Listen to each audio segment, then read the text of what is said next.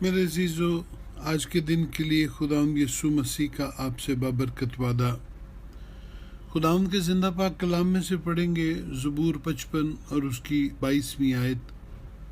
کلام خدا میں یوں لکھا ہے، اپنا بوجھ خداوند پر ڈال دے، وہ تجھے سنبھالے گا۔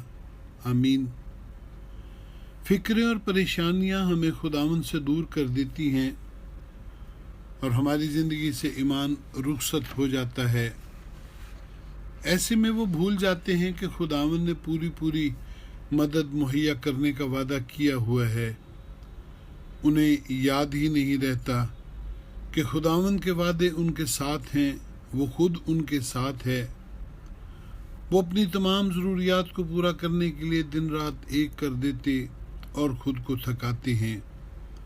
بنی اسرائیل کی تاریخ ہمارے لیے ایک سبق ہے۔ خدا ان کو ایک اچھے ملک میں لے کر جانے والا تھا، لیکن انہوں نے خداوند کے وعدہ پر شک کیا اور سزا پائی۔ ان کا 40 دن کا سفر 40 سال کا بن گیا۔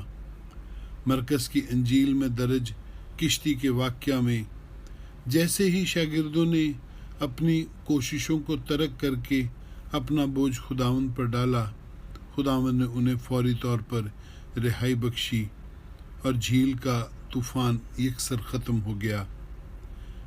میرے عزیزو، خداوند نے کہیں یہ وعدہ نہیں کیا کہ مسیحی کو دکھوں میں سے گزرنا نہیں پڑے گا، لیکن اس نے وعدہ کیا ہے کہ وہ ہمیں فکروں اور دکھوں سے بچانے کے لیے ہمارے ساتھ ہوگا۔ آپ کو دکھوں سے گزرتے ہوئے مایوسی، خوف اور فکر و تردد سے دور رہتے ہوئے اپنی فکریں اور پریشانیوں کا بوجھ خداوند پر ڈال دینا ہے۔ خداوند یسوع آپ سے بے پناہ محبت رکھتا ہے۔ یاد رکھیے، بوجھ ڈالنے کا مطلب ہے خود کو خداوند کی پروردگاری اور وعدہ پر قائم کر لینا۔ اگر آپ ایسا کرتے ہیں تو اس کے وعدے آپ کی زندگی میں پورے ہوں گے اور آپ کو کبھی جنبش نہ ہوگی۔ آمین ثم آمین۔ خداوند آپ کو برکت بخشے۔